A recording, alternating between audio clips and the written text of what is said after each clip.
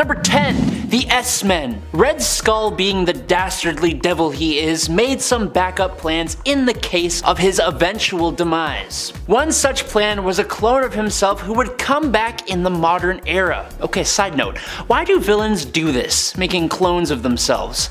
The individual villain still kind of passes away, so if they move their consciousness or something, that kind of makes sense, but I don't get why this is a thing. But I'm pretty sure this clone isn't even like that. I'm gonna make myself upset, so let's just continue.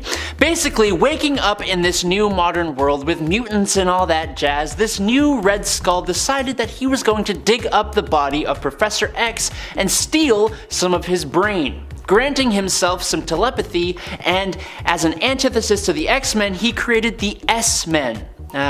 Yes, very creative. This was a group of individuals that the Red Skull had empowered using crazy mad science and magic. Almost all of them were pretty quickly taken out of existence by Magneto when this Red Skull tried to make a camp to exterminate mutants.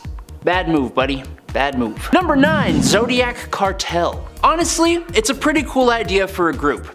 This villainous group of hand-picked business leaders who were all born under different zodiac signs, as their leader Cornelius Van Lunt, or Taurus, was heavily into astrology. Each member, while representing a zodiac sign, also was based in a different American city, and their main goal was world economic and political domination. Its members originally were, other than Cornelius, Scorpio, Jake Fury, Aquarius, Darren Bentley, Aries, Marcus Lassiter, Cancer, Jack Cleveno, Capricorn, Willard Weir, Gemini, Joshua Link, Leo, Daniel Radford, Libra, Gustav Brandt, Pisces, Noah Perricone, Sagittarius, Harlan Vargas, and my representative, Virgo, Elaine McLaughlin. The team was first formed after the dissolution of a previous group called the Great Wheel of Zodiac, which had covert agents from around the globe including Baron von Strucker, Dum Dum Dugan, and even Leonardo da Vinci. Its dissolution also led to the creation of S.H.I.E.L.D., Hydra, and Leviathan as well,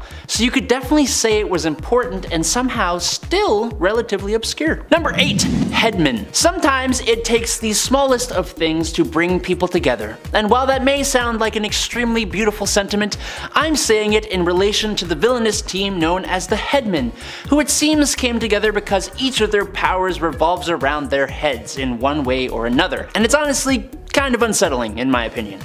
Bonded together through their heads, these scientists sought out world domination, bringing them into conflict with the Defenders, She-Hulk, and Spider-Man. This quartet consisted of Arthur Nagin, their leader, who had his head transplanted onto the body of a gorilla, Ruby Thursday, who replaced her own head with an organic computer capable of changing shape, Gerald Morgan, aka Shrunken Bones, accidentally shrank his own skeleton, including his skull, so he basically has really baggy skin, and Chandu the Mystic's head has been transplanted by Nagin onto a number of different bodies throughout his time, making him quite versatile. Number 7. Circus of Crime.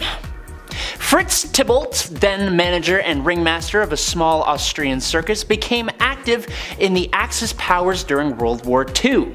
He was asked by German intelligence to take his circus to the United States of America to give performances in major cities while actually using his circus members' powers and talents in order to take out government officials. Fritz Tybalt's evil circus of crime consisted of Omir the Snake Charmer, Tommy Thumb, the Trapeze Trio, and Zandow the Strongman. However, Tybalt, who came to be known as the Ringmaster of Death, was captured by Captain America. But fast forward, and the Circus of Crime's new MO was giving a performance to a large audience. Then the Ringmaster would use the powerful mind control device in his hat to put the audience into a trance. The circus members then robbed the audience, who would remember nothing about the thefts when the Ringmaster released them from the trance, and the performance continued. This criminal circus fought the Hulk, Spider-Man, the Hawkeyes, the Avengers, and others. Number 6. The UFOs. These villains and their cleverly chosen team names. UFOs, like UFOs, because they got their powers in space. Yes, of course. Someone get me out of here, please. Okay, the UFOs here, inspired by the powers gained by the Fantastic Four, went to great lengths trying to reproduce the same accident that gave those heroes their abilities. The attempt succeeded, but they were interrupted by Bruce Banner, who discovered their ground control facility and was able to bring the shuttle down, because he thought it had been exposed to the cosmic radiation by accident. They were none too happy, as they thought they could have been made even stronger if he had not interfered, and they displayed their newfound powers in a frankly pretty awesome fight with the Incredible Hulk, even if they lost. Vapor has the ability to alter her form into any known gas. Vector gained the power of telekinesis from cosmic rays. X-Ray has been permanently transformed into a living energy field with the power to expel forms of heavy radiation capable of hurting even the Hulk. Ironclad has been permanently transformed into organic metal steel. He has superhuman strength, durability, and the ability to decrease or increase his own weight. His fight with the Hulk literally shook the universe, which is super cool. You should probably check him out. Number 5, the Frightful Four. A second group inspired by the Fantastic Four. Yes, the Frightful Four also did not come up with a very clever name. The Wizard, the Sandman, and Paste Pot Pete, who all regularly did battle with the Human Torch and were defeated by him around the same time, realized that they all had unique powers and a mutual disdain for the Fantastic Four. The Wizard suggested that they form a group that would be the evil counterparts to the Fantastic Four. A great idea! But it's just 3 dudes. They need a 4th member to their group, and what do you know, the Wizard had heard of a strange woman hiding out on a remote island on the Mediterranean who had complete control of her hair. Traveling there, the Wizard convinced Madame Medusa to join their ranks.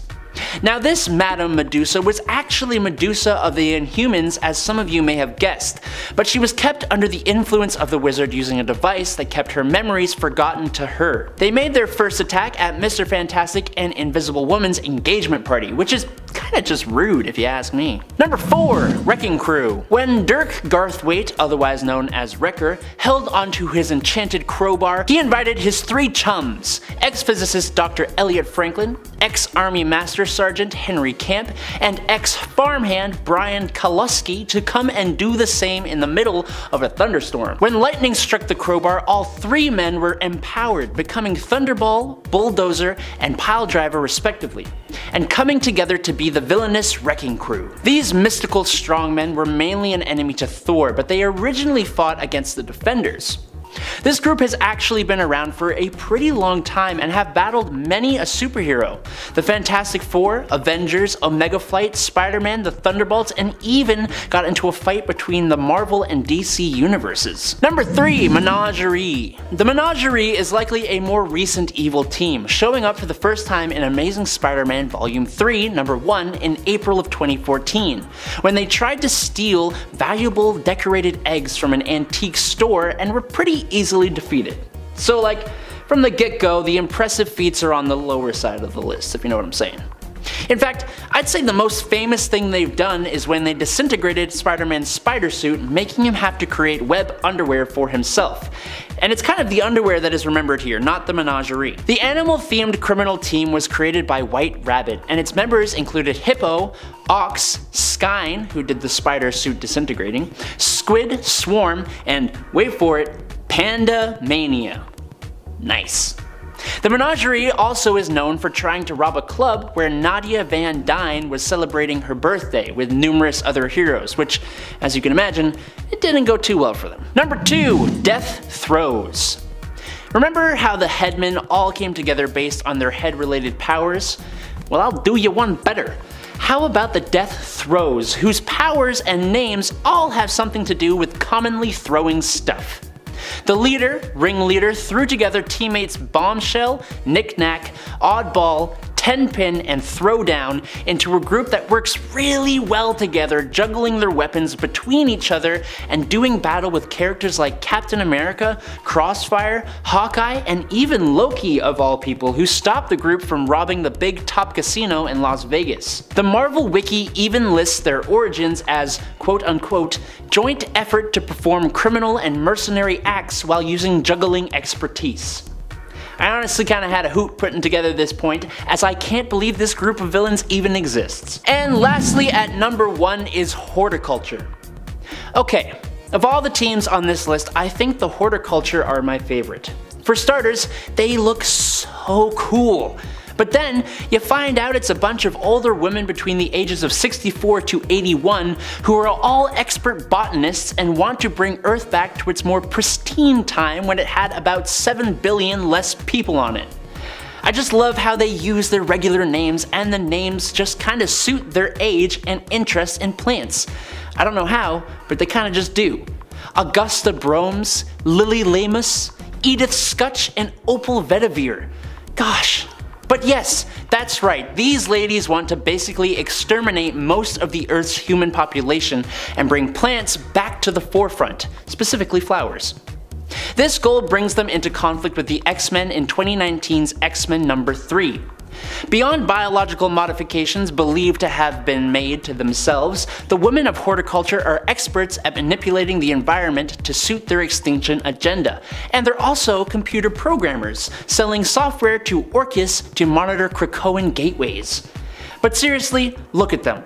They're just awesome. Number 10, the Wizard and Trapster. These two would go on to become important founding members of the Frightful Four villain team, but even before that, they were teaming up together. Way back when Trapster was known simply as Pastepot Pete, these two worked together in Strange Tales in an effort to defame and defeat the Human Torch, Johnny Storm. In the end, the Torch escaped their trap and apprehended both of them, turning them in, but still, for two C or D-list villains, they came pretty close to killing the Fantastic Four hero, using Pete's pace and an airtight room that was quickly being drained of its oxygen. Also, I don't know if the Wizard's actually a C-list villain. I might actually bump him up. Also, Pastepot Pete is hard to say if you say it like 3 times fast. Number 9, Crime Syndicate. As much as I love the Crime Syndicate and think that they are an awesome team of villains, they are also pretty dysfunctional, which is why they are ranked so low on our list. However, despite the fact that they are often depicted as being at one another's throats and sneaking behind one another's backs in order to basically make sure that they themselves come out on top with the most power, they still manage to have an impressive amount of horrendous achievements, or almost achievements at least. The Crime Syndicate is still a supervillain team that proves to be extremely dangerous whenever our heroes come up against them, though they would probably be more frightening to face if they could do a little bit better at actually working together like a team instead of constantly double-crossing one another. And friends, before we move on to this next spot, be sure to give this video a thumbs up and comment below if you want to help us out here at the channel. I promise you it does really help, and we appreciate all your likes and comments. Thank you. Number 8, Daredevil Revenge Squad. Not the official name for this team, I don't think. This team was Typhoid Mary's group of villains. She recruited them to help her get revenge on Daredevil, and they all also had their own motives for doing him harm. All villains who had basically been slighted by the Red Devil themselves in the past. What's more, although this team up only lasted a few issues, it was actually brutally successful, with Typhoid Mary even using her Mary persona at the end of Daredevil issue 259 to kind of ensnare Matt Murdock into like letting his guard down around her. Typhoid Mary recruited the Wild Boys, Ammo, Bullet, and Bushwhacker to help her get the deed done, but insisted on taking the final moment of defeat for herself. Also, is it just me, or does Typhoid Mary look huge in this issue? She looks like so tall. I'm just like, wow, what's happening? I don't hate it. Number 7, Gotham City Sirens. Definitely one of the hottest supervillain team-ups out there in my opinion. Gotham City Sirens isn't just awesome because it's a team of powerful villains, but because it also cemented a fantastic friendship between the 3 main team members that we can always go back to, and I kinda love that. The Gotham City Sirens are Catwoman, Poison Ivy, and Harley Quinn, who sometimes also have other allies who join them in their villainous adventures. And also, let's be honest, heroic adventures, such as the Carpenter, Jenna Duffy, formerly part of the Wonderland gang. While this team up is one made up of criminals, the team of powerhouses also brought a lot of good out in each other and ended up actually performing a lot of heroic missions together despite their villainous pasts. So this might be a team up of villains, but it's also kind of a hero team in a weird way, kind of like doing a little bit of both, which I love. Number 6, Sinister Six. I didn't realize that I made the Sinister Six number 6. I just did that. That was not intentional. I'll take it, but it was not intentional, just so y'all know. While the Sinister Six definitely have their setbacks as a team, there is a reason why they are one of the favorites when when it comes to supervillain groups and team-ups. I'm still waiting for them in the MCU. Please, please Marvel, give them to me. With the combined strength and skills of these villains, it seems that no scheme is outside of their reach. In reality though, they usually end up in a competition to prove who is the better, which ends with them betraying one another usually, costing them their victories. But this team has still come close to defeating Spider-Man on multiple occasions, and despite their setbacks, they are a team that you can always rely on to find their way back to one another, even if it means sometimes recruiting some new members to their ranks in the process. Also, I'm all for new members being included to the ranks. There's so many good Spider-Man villains, why limit ourselves? Give me the Sinister 60. Number 5, Dr. Psycho and Riddler and Parademons. Dr. Psycho ends up allying himself with the Riddler in the Harley Quinn animated series. Originally, it's Harley who wants to team up with Darkseid with her gang, but in the end, she ends up surrendering her army of parademons that Darkseid supplied her with after realizing she's really doing all of this, conquering Earth to try and escape her romantic feelings for Poison Ivy, who is about to get married to Kite Man at this point in the series. Yikes, awkward. Dr. Psycho ends up becoming the big bad of the latest season in the end, with Riddler becoming his partner in crime and wielding great control over the leftover parademon army on Earth, which he has no qualms about using, unlike Harley, who's like, yeah, maybe I'm going a little too far. But yeah, Psycho's into it. A little too into it. Very much too into it. Number 4, Juggernaut and Black Tom Cassidy. These two aren't just great villains when it comes to their working relationship, they were also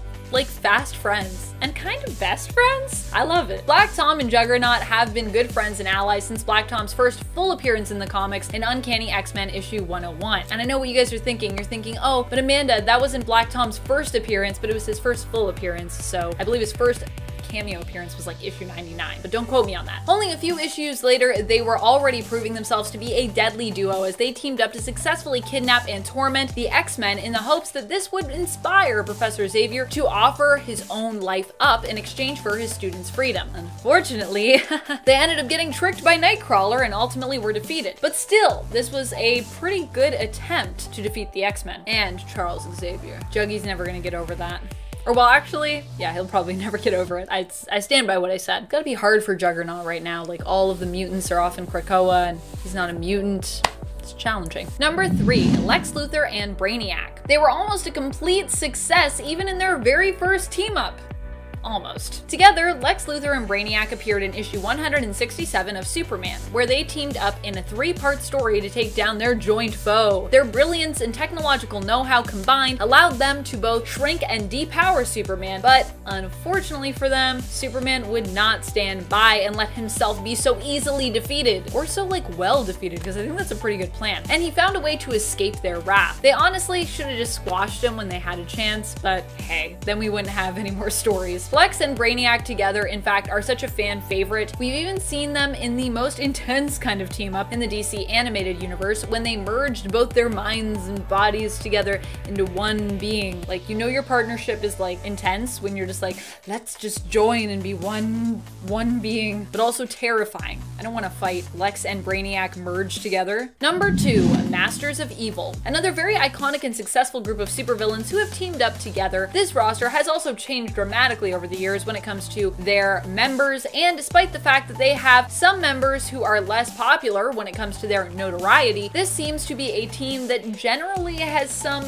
measure of success when it comes to their evil plots. The team has consisted of such members as Moonstone, Radioactive Man, Tiger Shark, Titania, and Absorbing Man, with any of the Zemos usually being seen as the most successful leaders of the team to date. But they've also had a lot of different leaders. To date, we've seen multiple incarnations of the team, and we're actually likely in, or at least approaching, the double digits, I think, at this point, when it comes to all the different rosters that we've seen. Number 1, Poison Ivy and Harley Quinn. Yeah, so if you know me, you may have already guessed that they'd be at my top, but yeah, I love Poison Ivy and Harley Quinn. Never mind being, I think, some of the best supervillain team-ups out there. It's just two amazing characters. You give me two amazing villains together, I'm gonna say that it worked worked well. These two work together in a way that almost allows them to move from the side of villain to hero. In fact, over the last few years, as we've seen their characters develop together, they have both become more and more heroic. Though Ivy is now, of course, kind of headed back in the direction of straight up villain, currently in the comics, after her and Harley's relationship kind of fell apart in the aftermath of Heroes in Crisis. Still, for the most part, these two have brought out a lot of the best in each other, and have also managed to pull off some pretty impressive schemes along the way. I don't know whether making each other better and bringing out the hero in each other means that these two should be considered a great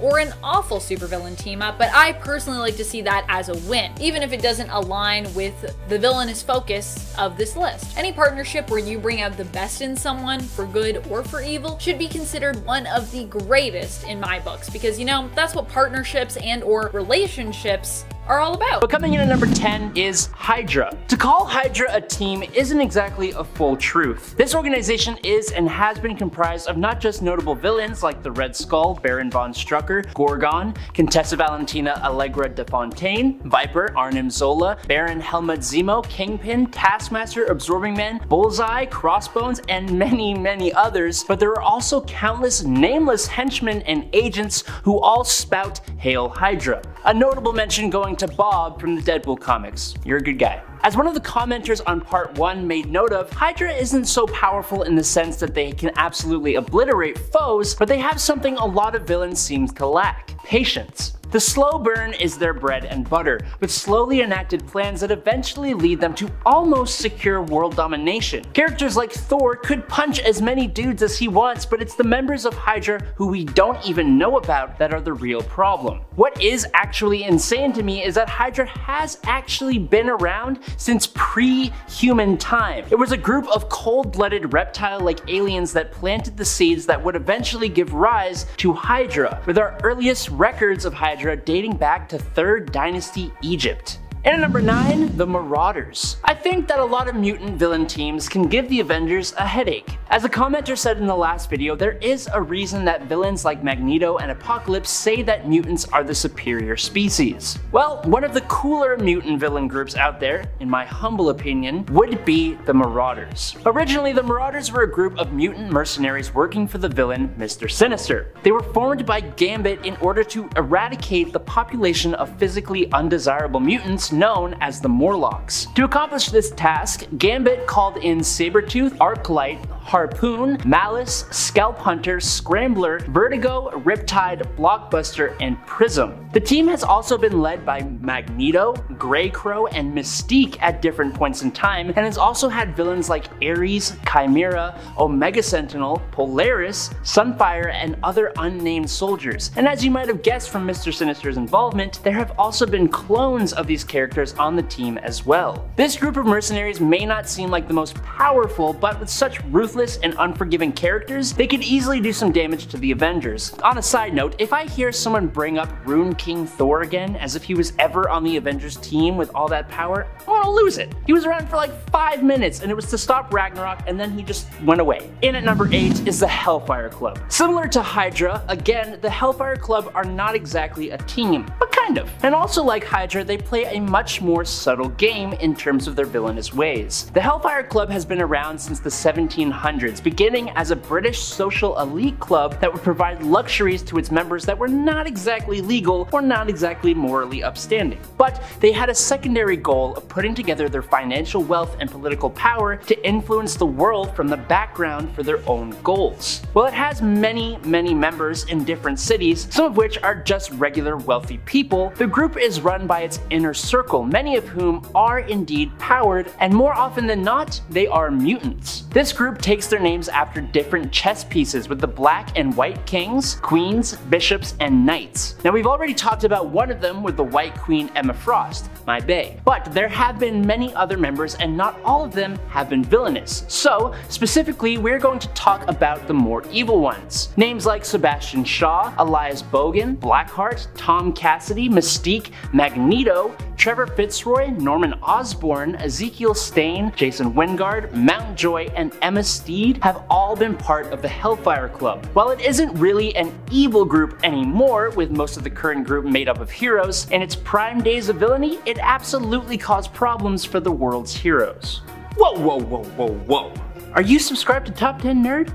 I mean, if you're watching this video, I can't imagine there's a reason you shouldn't be. If you like this content, make sure you do subscribe and stay tuned because we put out more videos just like this one every single day. But in at number 7 is the Squadron Sinister. The Squadron Sinister was a whole team of supervillains created by the Grandmaster as basically copies of the Squadron Supreme of Earth 712. He turned people from Prime 616 universe into counterparts of those Squadron members. These were Kinji Abatu, who became Dr. Spectrum, Kyle Richmond, who became Nighthawk, and Jim Sanders, who became Whizzer, aka Speed Demon. But he also created a version of Hyperion out of non-living extra-dimensional matter. Now, if you know anything about this group of heroes, then you know they are essentially a Marvel Comics parody of versions of DC's Justice League. So then, the Grandmaster pitted this very new powerful squadron against the Avengers in a game against Kang the Conqueror in Avengers number 70. And while they were defeated, they put up a hell of a fight, and if it weren't for the fact that they are villains, there's a possibility they could have came out on top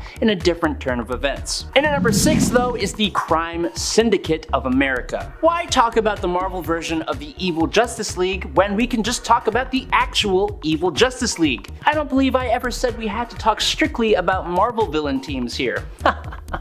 Anyways, no. DC's Earth 3 is home to the Crime Syndicate of America, an evil, power-obsessed, and incredibly powerful version of the Justice League that were even strong enough to almost completely take over the actual Earth Zero of DC Comics. Where the Squadron Sinister has Hyperion, who is basically a poo-poo version of Superman, the Crime Syndicate has an actual kryptonite-addicted Superman who pushes around the moon. But on top of that, they have Deathstorm with the Firestorm Matrix powers, Grid, which is basically Cyborg, Johnny Quick, the homicidal Flash, the cowardly Power Ring, who would probably fall to the Avengers honestly, Superwoman, who while extremely powerful was also extremely manipulative, and obviously Owlman, Thomas Wayne Jr., and his sadistic version of Alfred Pennyworth. I would actually love to see how the Avengers fare against this group of villains, because I think it would be really interesting. Let me know your thoughts down below.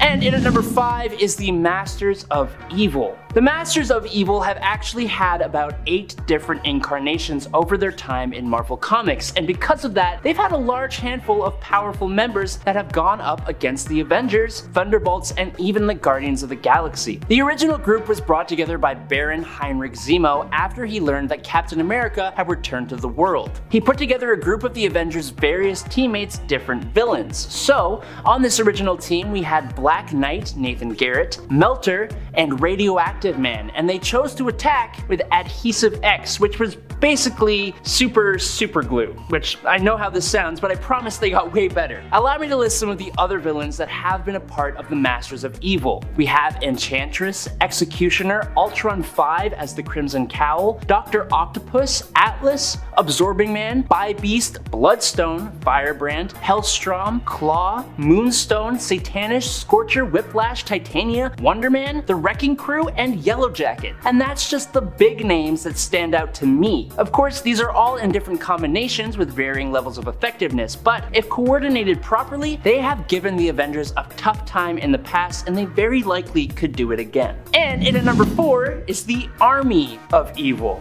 Is this cheating? Possibly. Do I care? Nope. Get at me, haters. The Army of Evil was essentially Baron Helmut Zemo taking his reformed Masters of Evil and creating an even bigger team of villains, all for the purpose of helping to expand the power and reach of his arch nemesis, Captain America. What? Yes, this wasn't the Captain America we are used to. This was an evil, twisted version of Captain America who was loyal to Hydra thanks to the Red Skull and his use of a sentient cosmic cube named Kobik. And that was only because Marvel decided to make Steve Rogers loyal to Hydra and then realized that no one wanted that. This Army of Evil consisted of Zemo and the current Masters of Evil alongside Absorbing Man, Baron Blood, Blackout, Blue Streak, the Circus of Crime, Count Nefaria, Cyclone, Dragonfly, Pharah, Graviton, Grey Gargoyle, Gypsy Moth, Hobgoblin, Jack-O-Lantern, Kraven the Hunter, Lady Bullseye, Living Laser, Madame Menace, Mr. Hyde, MODOK, Nitro, Regent, Scorcher, Serpent Solutions, Squid, the UFOs, Whirlwind, Wizard, and Yellowjacket, and they were sent to attack Midtown Manhattan to lure out America's superheroes, where Zemo would then use the Darkhold to trap the island in Dark Force. Number 3. The Cabal. In the last list, we spoke about the group called the Cabal that was formed by Namor the Submariner to combat the multiversal incursions. But for part 2, we're going to talk about the other Cabal. This version of the Cabal was a secret group created alongside the Dark Avengers by Norman Osborn when he became the director of S.H.I.E.L.D., which he renamed to Hammer. This group was basically the villainous version of the Illuminati, and it consisted of some pretty powerful villains. Obviously, we have Norman Osborn himself, who in my opinion is probably the weakest member of the group in terms of raw power, because next to him we had Emma Frost, an Omega-class telepath, the White Queen of the Hellfire Club, and sometimes headmistress of Xavier's School for Gifted Youngsters. We also had Namor the Submariner, who, well, I think he kinda sucks, but he's the king of Atlantis, Loki of Asgard, who was the whole reason the Avengers formed in the first place, the Hood, who was a skilled sorcerer and powerful crime lord, and as the icing on the cake, they had Dr. Doom of Latveria, who really doesn't even need much of an introduction. Taskmaster was also part of this group as well for a little bit, so yes, this team was highly capable. Unfortunately for them, their alliance was tenuous at best, as it usually is with villainous teams. And at number 2 is the Legion of Doom. So we talked about the crime syndicate from the DC universe, but what would be even more compelling than that would be to see how a group of actual Prime Earth DC villains would do against the Avengers. And why not pick the Legion of Doom as that group? The Legion of Doom is made up of probably the most prominent of the Justice League's individual villains. I mean, we've got Lex Luthor founding this team and being backed up by Black Manta, Cheetah, Gorilla Grodd, the Joker, and Sinestro. But that's just the original group. Currently, it consists of Amazo, Black Hand, Brainiac, Captain Boomerang, Captain Cold, Golden Glider, Heatwave, Punchline, Scarecrow, Vandal Savage, and Weather Wizard, plus all the original members who I just mentioned. And it at one point even had Black Adam, Mr. Freeze, and Ra's al Ghul. This team would absolutely crush the Avengers, and that's hard for me to even say because I definitely prefer Marvel over DC. There's just no doubt in my mind. Well, except, of course, if Joker does his usual thing and betrays them, or whatever, or they can't get along, or the heroes have to win because that's just how it goes with comic books. Barring those 3 things, they would crush. Anyways, in for number 1, and for my last trick, I will talk about a group of villains from neither Marvel or DC. No, for our number 1 spot, we're gonna talk about the Viltrum Empire from Image Comics' Invincible series. Again, a loose definition of the word team, but I mean, if you're all from the same planet with the same goal of ensuring the survivability of your race, that's kind of like a team, a very large team. But the Avengers have faced off against entire races of species before, so I don't know. While they have faced off against other races, the Viltrumites, this is a race of absolutely mind-bogglingly strong humanoids who are next to impossible to take down and who just come back stronger after they heal. Just 3 Viltrumites were able to fly through a planet and completely obliterate it. The Grand Regent of the Viltrumites himself, Thrag, was able to tank some of the most powerful of the heroes that the Earth had to offer, and even the strongest of his own race were absolutely terrified of him. I mean, the final climactic battle between Invincible and Thrag saw the two going punch for punch inside of our sun, and it still took them a good little while to actually being worn down by that fight. This is a race of Superman-like beings the Avengers would not stand a tiny little chance against. Number 10, the UFOs. The UFOs are a group of Hulk villains who wanted to recreate the accident that gave the Fantastic Four their powers. They hired the engineers who built the Fantastic Four's original ship and set off, hoping to be pelted by cosmic rays. Their ground facility was discovered by Bruce Banner, who thought the team were being exposed to the rays by accident and brought the shuttle down. The team resented the fact that Banner tried to save them, as they thought that longer exposure would have made them even more powerful. This resentment caused them to vow revenge on Banner and the Hulk. The UFOs have 4 members: Ironclad, X-Ray, Vapor, and Vector. Ironclad was transformed by the cosmic rays into organic metal that he can control, making him able to increase or decrease his weight at will. This allows him to hover in the air or come down on his enemies with the force of a mountain. He also has superhuman strength and durability. X-Ray was transformed into living energy and therefore can't really be hurt. He can fly, turn invisible, and emit radiation blasts, as well as negative gamma rays, which allow him to transform Hulk back into his human form. I suppose he could also use this power to give most of the Avengers cancer. Vapor can transform into any gas she wants, usually using it to poison her enemies. Vector has telekinetic powers which he can use to move objects objects as well as focus into blasts, which have shown to be able to flay most of the Hulk's skin. Sure, the Hulk has managed to take them out on his own, but if they can get him off the board with X-Ray's powers, the other Avengers will have a challenge taking out this supergroup gone bad. In at number 9 is the Sinister Six. Spider-Man is one of the best heroes Marvel has to offer. Maybe not the most powerful, but arguably the most popular and inspiring. But gosh darn it if he doesn't have a knack for absolutely ticking off his villains with incredibly good, and some might say annoying, quips. He drives villains insane, which is likely why his 6 greatest villains came together to try and bring him down for good. The original team was made up of Dr. Octopus, Electro, Kraven the Hunter, Mysterio, Sandman, and the Vulture, and each one of these villains can arguably give the Avengers a hell of a time on their own, but together they are a force to be reckoned with. There have been multiple different versions of this team with other villains swapping out, and sometimes they've even had more than just 6 villains on the team. Dr. Octopus, Electro, and the Vulture are usually there, but some other strong villains who have shown up on this team include Green Goblin and Hobgoblin, Lizard, Rhino, Scorpion, Shocker, Venom, and Swarm. Now, I'm keeping them all the way up here because honestly, they get beaten way too often by Spider-Man alone, and they have a huge weakness in the form of being incredibly bad at cooperating with one another. Although, when the Sinister 12 came for Spider-Man, he needed the help of Black Cat, Captain America, Iron Man, Daredevil, Yellow Jacket, and the Fantastic Four for them to hold their own, which is a hell of a feat for the villains. I'll give them that. Number 8. Alpha Strike. Due to my compulsive need to slowly turn this into an Alpha Flight channel, I present to you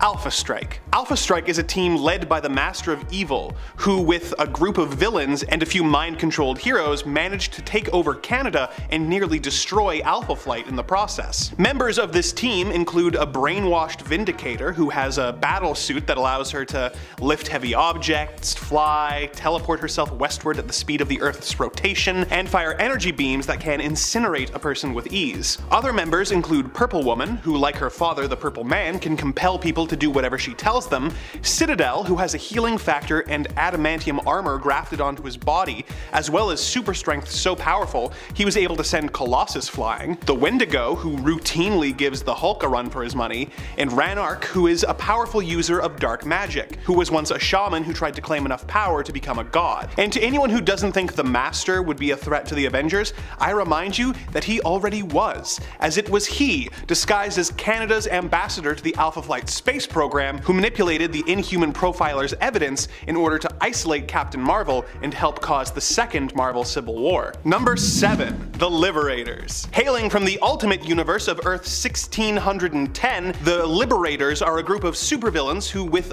under-the-table support from the governments of Russia, France, China, North Korea, Iran, and Syria, invaded the United States. In an effort to counter the United States super team, the Ultimates, the team consisted of each country's version of a super soldier, as well as thousands of mercenaries who each had battle suits that granted them super strength and flight, but shortened their lifespans to only 1 month. Due to extensive planning before the invasion to counter the Ultimates, the Liberators were able to successfully invade in just a few days, taking out the Fantastic Four, the Ultimates Reserves, as well as Quicksilver, Scarlet Witch, and Spider-Man. The Colonel is an Iranian version of Captain America, having a similar power set. This universe's version of the Abomination is from China, but is otherwise very similar to his 616 counterpart. Crimson Dynamo is a Chinese Iron Man who has a battle suit as well as 50 giant-sized duplicates that he can control. Perrin is the Russian equivalent of Thor, sporting a hammer and a sickle. Hurricane is a North Korean speedster. The ultimate version of Swarm is a mutant woman from Syria who can control millions of bugs at a time. Schizoid Man is the Frenchman who can duplicate himself in a manner similar to Multiple Man, and rounding out the team is the god of mischief himself, Loki, who doesn't have a personal stake in the fight, but thought it could be fun to help start World War III. Between all these superpowered foes and their augmented army, the Avengers of Earth 616 would have a hard time overcoming these Liberators. Coming in at number 6 is Intelligentsia. While some teams have power in raw strength or battle prowess, Intelligentsia has brain power, which basically means they get away with things much more often and for much longer. The team is made up of some of the smartest villainous minds. The leader, MODOK, Mr. Sinister, Toaster, Wizard, Dr. Doom, Egghead, Claw, Mad Thinker, and more have all at some point been a part of this group. Initially, they formed to exchange information between themselves, but then began collecting parts of the Library of Alexandria scattered in some of the most legendary places, because that's just how it works, and they even caused the arrival of the Beyonder. But in my humble opinion, the team became much cooler during World War Hulk. When Hulk came back to Earth, waging war on the planet, Leader brought the team together, and using their knowledge to hack into defense satellites and harness cosmic energy, they brought the hulking behemoth all the way down to the ground. Using this tech, they managed to figure out how to use cosmic energy and gamma radiation to create incredibly powerful beings like the Red Hulk, Red She-Hulk,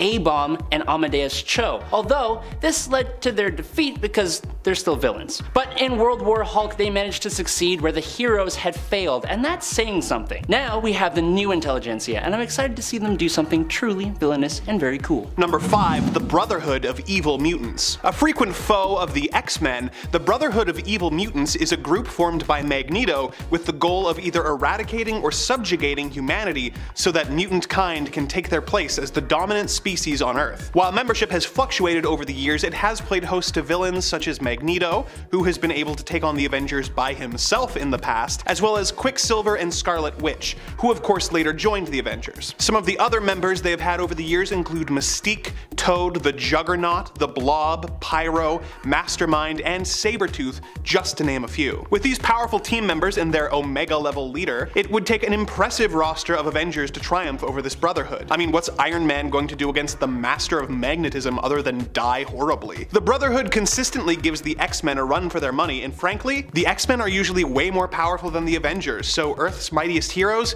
would have one hell of a fight on their hands. In order to even stand a chance, they would have to be fighting with a roster that includes Captain Marvel and the Hulk. Coming to number 4 is the Dark Avengers. Okay, so after the events of Civil War, Iron Man became head of S.H.I.E.L.D. This was pretty quickly followed by the Secret Invasion event where the entire world was basically infiltrated by the Skrulls under Tony Stark's watch. That led the people of the world to not trust him as S.H.I.E.L.D.'s leader, and so Norman Osborn of all people was chosen as the new director of S.H.I.E.L.D., and somehow a lot of people thought that was a good idea. Norman did a mass rebranding, turning S.H.I.E.L.D. into Hammer, which doesn't actually stand for anything, it just sounds cool. His Thunderbolts became a Black Ops team, and a bunch of Avengers quit, which prompted him to take on new members. Bullseye, Moonstone, and Venom, who are all loyal members of the Thunderbolts, came in dressing up as Hawkeye, Miss Marvel, and Spider-Man respectively. Two extremely strong Avengers, Ares God of War and Robert Reynolds the Sentry, both remained on the team. Then there was also Daken, the son of Wolverine, adopting a costume like his dad's,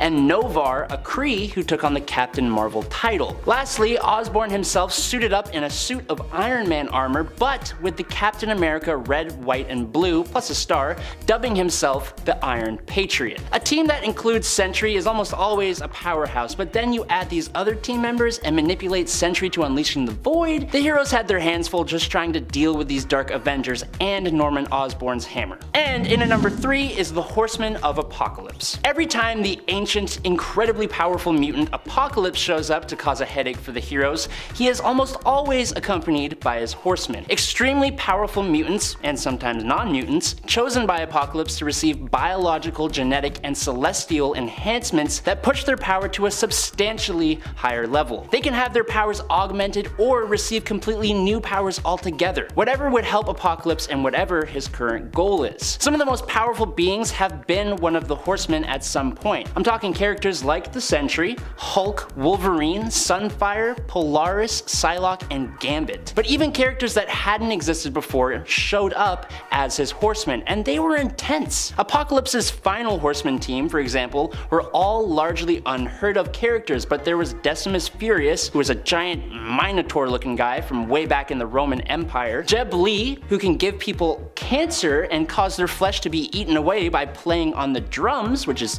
just odd. Sanjar Javid could transmit a whole spectrum of different deadly diseases via metal, and then there was Ishizumi, who could detach her jaw and send an absolutely massive and terrifying swarm of Yum beetles that could devour or dismember her target and steal their memories. Like what? And I haven't even spoken about the first Horseman, and I'm not going to. Number 2, the Black Order. The goal of the Mad Titan Thanos is to wage war on life itself in an effort to impress the woman he loves, who also happens to be Death. In order to help him with this goal, he has assembled a team of aliens to serve as his generals, the Black Order. Members include Corvus Glaive, who is not only a tactical genius, but immortal as long as his blade remains intact. Hela, the goddess of death, the Primordial Elder, the Challenger, who can access residual energy from the Big Bang, the telekinetic sorcerer Ebony Maw with persuasive powers, Black Swan, who can shoot optic blasts and has so much strength that she escaped from a prison designed to hold a Herald of Galactus, Black Dwarf, who is pretty much just big and strong, and Proxima Midnight, who is an expert combatant with super strength, endurance, and near invulnerability. They were memorably featured in the Infinity War movie and caused just as much if not more trouble for the heroes in the comics as they do in the film. And in at number 1 is the Cabal in Secret Wars. You know, if you create a group for the sole purpose of destroying planets, you know they have got to be pretty powerful. And the Cabal, created by Namor the Submariner,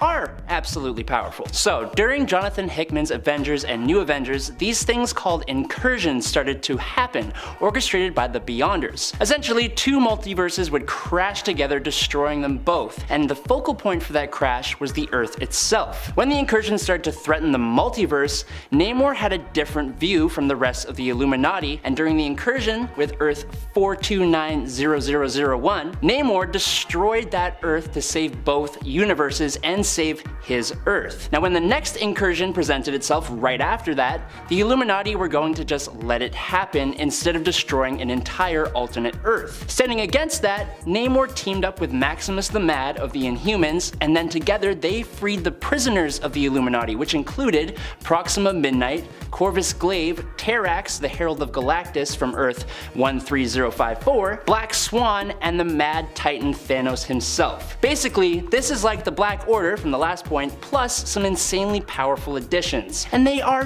very powerful. This group of villainous powerhouses were sanctioned by the United Nations to destroy the alternate Earths that appeared during incursions. While Namor had planned to use explosions to destroy the other Earths, Thanos, who pretty much took control of the group, led them in what was basically a complete and utter slaughter. After Namor tried to betray the group during another incursion, they instead became trapped on the other Earth and escaped to the ultimate 1610 universe, where they welcomed an evil alternate version of Reed Richards, known as the Maker, onto that team, making them even more powerful. When they survived the end of the multiverse and end up on Battleworld, this group was strong enough to face an army of Thors, but they didn't really stand a chance against God Emperor Doom. At number 10 is Gas Gang, a gang made up of my favorite state of matter. In 1963's Metal Men number 6, something wild happened. Dr. Will Magnus, the creator of the Metal Men, got zapped by cosmic rays during a space mission. This turned him into a robot, but with a twist.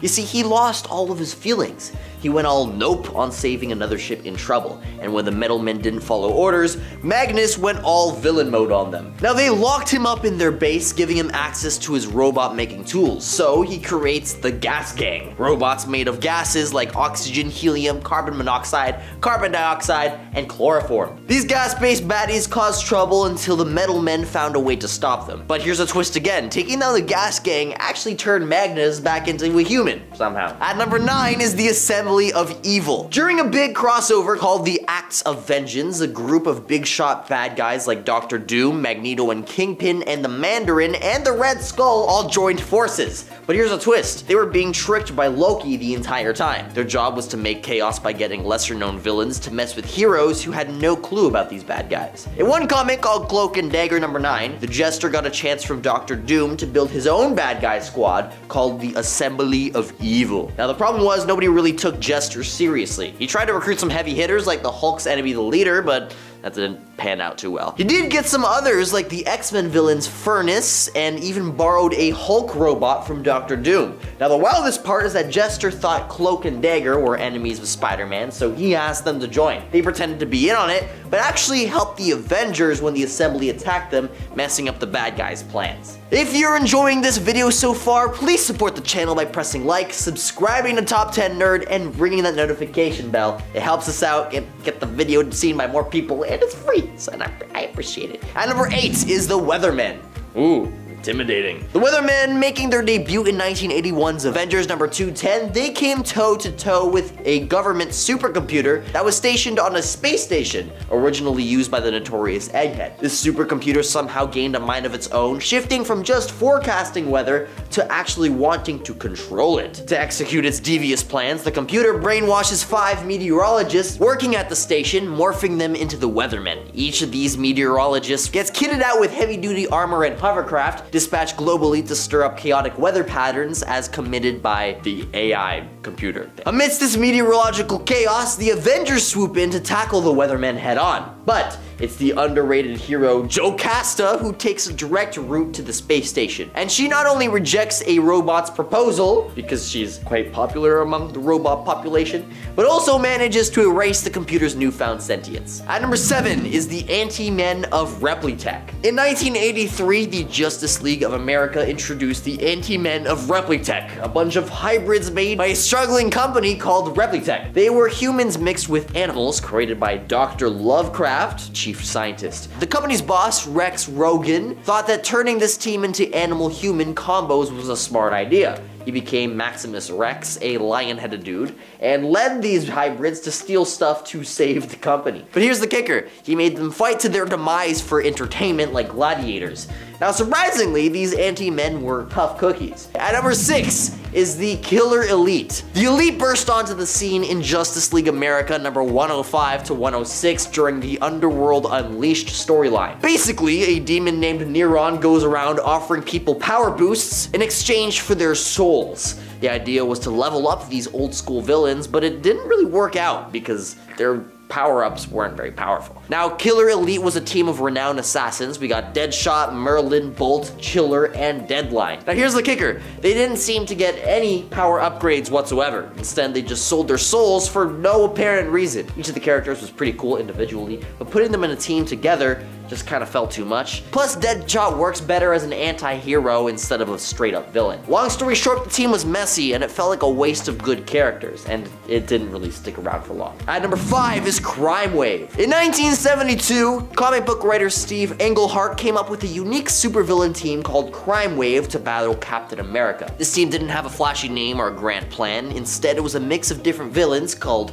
the Porcupine, Plant Man, Eel, and the Scarecrow. They were brought together by Viper, a bigger villain in the Marvel Universe, and led by somebody called the Cowled Commander. Now, what made this team stand out was the twist at the end. As it turned out, the Cowled Commander wasn't some evil mastermind. He was actually a police sergeant from New York City, creating the crime wave to show that there was a need for a stronger police force to handle superhuman threats. At number 4 is the Avant-Garde. The painter was this crazy, super powerful villain who could essentially bring his paintings to life, so anything he put on a canvas would just pop out and wreak havoc. First appearing as a Human Torch villain, he would later form a squad and go up against our friendly neighborhood web-slinger, roping in 2 struggling artists, Spark and Bora, and together, they amped their abilities with some ritual thing, becoming the Avant-Garde. They didn't just go up against small fries though, as they took on Spider-Man and a bunch of big-shot heroes from New York. The Avengers, the Fantastic Four, the New Warriors, even X-Factor jumped onto the showdown. The best part was probably how it brought Spider-Man, Iceman, and Firestar together. It was a crossover for the ages. At number 3, the Awesome Threesome. The Awesome Threesome burst onto the superhero scene in 1967's Aquaman number 36. It's essentially a trio of robots led by Torpedo Man, zipping around at super speed in torpedo form. Joining him were the Claw, a powerhouse fighter, and Magneto. No, not the Marvel one. Just another evil superhuman who wielded mastery over magnetism. Yeah, DC named their guy Magneto 4 years after Marvel's famous villain. Talk about creativity, am I right? Aquaman and their crew faced off against these mechanical misfits only to uncover a surprising truth, that the robots were puppets controlled by an alien. See, this banished extraterrestrial hoped that his robot army would liberate him from Earth. Spoiler alert, that plan flopped. Unfortunately, despite their awesomeness, this villain team vanished after their debut. Torpedo Man scored a cameo later on, but the trio never reunited. At number 2 is Death Throes. universe. In the world of comics, there is this epic storyline where Hawkeye, the sharpshooting hero, faced off against some seriously unique baddies. Essentially, a pair of juggling villains, Bombshell and Oddball, giving him a run for his money. Now, you might think that 2 juggling-themed villains are a bit much, but the creator, Mark Gruenwald, had a different idea. He thought, why stop at 2 when you could have more? So, in another comic called Captain America number 317, these juggling maestros were part of a bigger, crazier group known as the Death Throes. The Death Throes weren't just about juggling balls, they included ringleader, Tenpin, and Knick-Knack. Their mission was to break Crossfire out of jail, cause some chaos, and then take on Captain America and Hawkeye. Spoiler alert, they don't succeed. At number 1 is Big Bang. You can tell the writers were really struggling for new ideas with this one. So in 1967, a new set of baddies hit the comic scene in the Atom number 34. Meet the Big Bang, a crew of supervillains whose names all had big in them. First up, there's Big Head, the super brainy, and then there's Big Bertha, who's crazy strong. Next, there's Big Ben, a pro at timing robberies. There's also Big Shot with a special pew-pew, and Big Cheese, who makes deadly cheeses. Oh god. And then there's Big Deal, who's a card sharp. Their thing is that they steal big stuff, like a giant emerald, a giant coin, and a stamp in Ivy Town. Atom dealt with them without much fuss. Now, surprisingly, not surprisingly, these villains vanished after that issue, probably not cut out for the major leagues. Funny how these big bad guys came and went without making a huge impact. At number 10 is Carnage and the Joker. Sounds like absolute chaos. As the Marvel and DC universes converged, the plot unfolded with a certain unnaturalness as Dr. Cassandra Breyer's audacious attempt to pacify these 2 malevolent menaces using microchips took an ominous turn when Carnage, the symbiote psychopath, effortlessly short-circuited the implant. Meanwhile, the Joker, not to be outdone, suffered a similar fate. This nightmarish duo then embarked on an unaliving spree with their unholy union a brief affair. However, there was a clash between them, driven by differing philosophies on eliminating people, which culminated in an epic showdown with Batman and Spider-Man. You see, Joker was all about having a plan, and Carnage was like, screw that, let's just cause chaos, and apparently, their different philosophies didn't coalesce. Carnage and the Joker's inability to cooperate, while expected, was a fortunate twist, preventing unimaginable catastrophe. I mean, had these 2 serial unalivers coordinated, countless lives would have been lost to their chaotic malevolence. At number 9 is the Leader and the One Below All. Comic world has witnessed some spine-tingling team-ups, but few saw the nightmarish alliance between the Hulk's arch-nemesis, the Leader, and the malevolent cosmic entity known as the One Below All. The Jade Giant, who's known for smashing his way through the MCU, has transformed into a true horror icon in the comics thanks to the masterful storytelling in Immortal Hulk. Enter the One Below All, which is a sinister, demonic force that Samuel Stearns, the brilliant but deranged leader, willingly submits to. His aim is to obliterate not only the Hulk, but the entire world, morphing it into a grotesque Cronenberg-esque nightmare. The unholy partnership has taken the Hulk's adversaries to a whole new level of terror, creating a chilling narrative that keeps fans on the edge of their seats. If you're enjoying this video so far, you can support the channel by pressing like, subscribing to Top 10 Nerd, and ringing that notification bell. At number 8 is the Joker and the Violator. Okay, a Carnage and Joker crossover was cool and all, but how about the Joker working with a literal demon clown from Spawn, if you haven't guessed? Violator, an immortal servant of Satan with inhuman strength and fire-breathing abilities, now allies himself with the Joker in a multiverse-shaking partnership. Batman and Spawn, facing the Court of Owls, reluctantly seek Joker's help, only to discover that they've fallen into a trap orchestrated by the Joker and the Violator. The history of the Joker's unholy alliance suggests likely a monstrous transformation later down the road, but betrayal could also be on the horizon. As the 2 most feared clowns in comics unite, the questions arise about Joker's transformation under the Violator's influence and his ultimate strategy against such a potent source of evil. At number 7 are the Marvel Zombies. In the twisted Marvel Zombies universe, where heroes hunger for the flesh of the living, an unexpected and mind-boggling team unfolded. You see, Galactus, the cosmic devourer of worlds, was rendered into a grotesque figure, a far cry from his formidable 616 incarnation. You see, in this nightmarish reality, Galactus manifested as a corporeal being which is vulnerable to the insatiable appetites of the zombie Avengers. It's kind of weird because these undead mortals eventually feast upon a cosmic entity known for its indomitable might. While it's explained that the Galactus of Earth 2149 was crafted from flesh, a startling departure from what we're used to. Because as he's depicted in 616, Galactus' true form isn't a physical body, but rather abstract energy. The big dude in a funny suit we see is just what our minds can comprehend, like how Pennywise is actually a cosmic spider. So anyway, Mark Millar's zombie series introduced this shocking image of the zombies eating Galactus, leaving subsequent writers little choice but follow suit. As the zombie Avengers devoured Galactus, they unwittingly inherited his purpose, setting off a multiversal buffet until the cosmic meal dwindled and the cosmic power ran out, returning them to their ravenous roots. At number 6 are the Secret Six, a team once heralded as heroes back in the 60s, but slowly became an unexpected amalgamation of villainy that took the comic world by surprise. Unlike your run-of-the-mill baddie alliances, this group incorporated a diverse roster with Deadshot, Bane, and Harley Quinn, and even the notorious Joker claiming membership. But what's truly shocking is the mysterious puppeteer known as Mockingbird. It's like discovering that Batman has been secretly pulling the strings for the Joker all along. The revelation that the Riddler or Lex Luthor also had their hands in the mix is sort of like unearthing the Pandora's box of villainy. These unexpected team-ups redefine the very essence of villainy and heroism, demonstrating that in the realm of comics, the line between good and evil can blur in the most spine-chilling ways. Speaking of which, at number 5 is Norman Osborn's Dark Avengers. Spider-Man's most terrifying villain is allowed to form his own Avengers? Now that's scary. Following the Skrull invasion, Osborn seized control of S.H.I.E.L.D., manipulating them and the Thunderbolts to create his own sinister version of the Avengers under the guise of the Hammer Agency. What makes this alliance truly spine-chilling is the unsettling cast of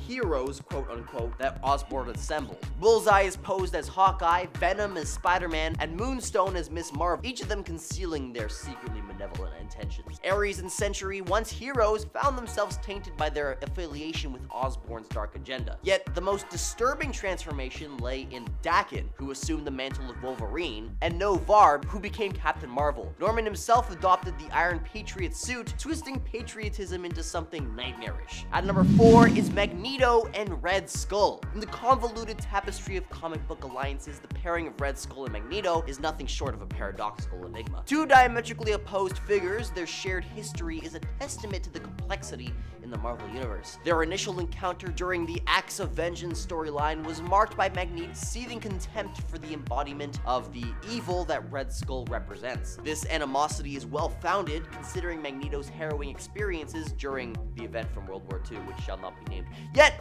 as the narrative threats of Marvel Comics tend to weave, we find Magneto standing shoulder to shoulder with the very antagonist he once despised. In Deadpool eliminates the Marvel Universe again, and in Old Man Logan, these universes both witnessed Magneto's unsettling alliance with Red Skull as they collaborated to further their nefarious ambition. This unlikely partnership serves as a testament to the ever-shifting alliances and allegiances and the moral ambiguities that define the Marvel Universe, where heroes and villains dance on a precarious tightrope of alliances and rivalry. At number 3, the Crime Master and Toxin. Let's take a look at the shocking collaboration between Flash Thompson, known as Agent Venom, and the notorious Crime Master during the Agent Venom storyline. See, at first glance, it seemed like an ordinary showdown between hero and villain, but beneath the surface, a sinister plot was unfolding. The Crime Master, the ever-cunning mastermind, developed a plan that transcended mere villainy. See, he coerced Eddie Brock, the former Venom, into joining his malevolent cause. However, his ambition didn't stop there. Using the formidable symbiote Toxin, the Crime Master forcibly merged it with Eddie, creating an unholy alliance. Together with the villains, they embarked on a campaign of terror, targeting not just Agent Venom, but also his loved one, revealing a level of malevolence that left readers in complete shock. At number 2 is Judge Joker. Now, the scariest villain team-ups often emerge when you least expect them, like when the Joker, infamous for his lack of superpowers, ventured beyond his universe. In the Batman/Judge Dredd's, Joker wields unimaginable powers after crossing into Judge Dredd's realm via a multiversal teleportation belt. He aids Judge Unalive, a malevolent entity seeking to annihilate all life across the multiverse. In return, Judge Unalive imparts sinister abilities upon Joker, transforming him into another dark judge. Joker's newfound power allows him to make heads explode with his laughter, a grotesque and quite fitting ability. Each dark judge gains powers tied to their obsessions, making Joker's lethal laughter a darkly logical choice. He becomes immortal in this form, impervious to harm. However, the Joker's return to his original self is a twist twist in itself. See, if he had retained these abilities, he'd be unstoppable amidst even DC's mightiest heroes.